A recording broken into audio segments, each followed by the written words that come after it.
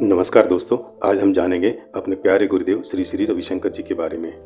गुरुदेव श्री श्री रविशंकर जी एक मानवतावादी, आध्यात्मिक गुरु और शांति दूत हैं।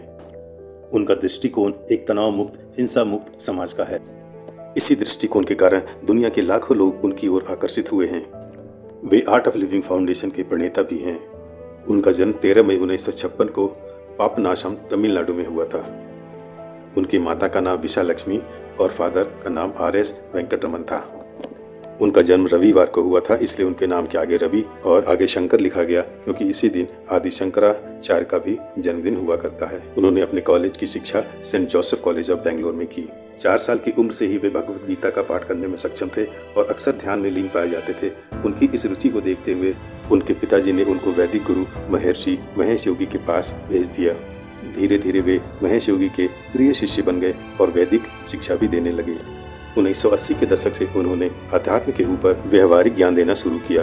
वे कहते हैं कि सुदर्शन क्रिया का ज्ञान उन्हें 1982 में 10 दिवसीय मौन के दौरान एक कविता या एक प्रेरणा की तरह उनके जहन में उत्पन्न हुई थी। यह ज्ञान उन्हें कर्नाटक के भद्रा नदी के किनारे मिली थी, जबकि आर्ट ऑफ लिविंग फाउंडेशन की स्थापना उन्होंने 1981 में की थी। यह एक स्वयंसेवी आधारित मानवीय और शैक्षिक गैर सरकारी संगठन है।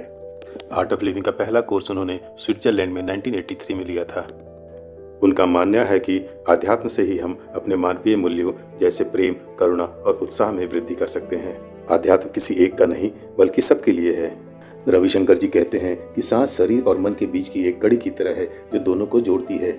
इससे मन को शांत करने के लिए इस्तेमाल किया जा सकता है। विश्व में शांति हो, इस उद्देश्य के साथ उन्होंने कई देशों की यात्रा की।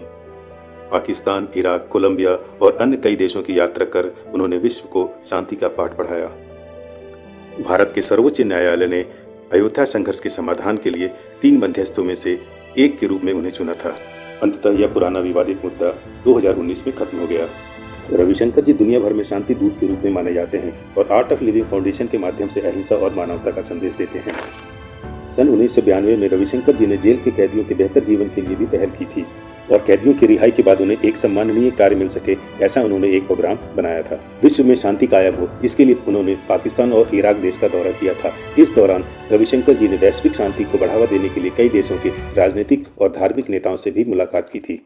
इनकी आर्ट ऑफ लिविंग संस्था ने भारत में सुनामी के दौरान लोगों की सहायता की थी, खाने के लिए भोजन और रहने के लिए घर मुहैया कराए थे। सन 2012 में दिल्ली गैंग रेप के मामले को लेकर उन्होंने एक मुहिम चलाया था जिसका नाम था Volunteer for a Better India. इन्होंने International Association of Human Values नामक संस्था की भी स्थापना की थी, जिसका उद्देश्य ग्रामीण क्षेत्रों के विकास का काम करना था, साथ ही मानवीय मूल्यों की रक्षा करना भी था। इन्होंने सेलिब्रेटिंग साइलेंस नामक एक पुस्तक भी लिखी थी, जो कि विश्व में सबसे अधिक बिकने वाली किताबों में से एक है। लोगों को बेहतर शिक्षा मिल सके, इसके लिए उन्होंने 2009 में श्री श्री यूनिवर्सिटी की स्थापना की थी। बच्चों की शिक्षा के लिए भी वे अन्य कई कार्य कर रहे हैं ताकि बच्चों का भविष्य उज्जवल हो सके और देश भी तरक्की कर सके। अपने कार्यों के लिए रविशंकर जी भारत ही नहीं, दुनिया भर में प्रसिद्ध हैं।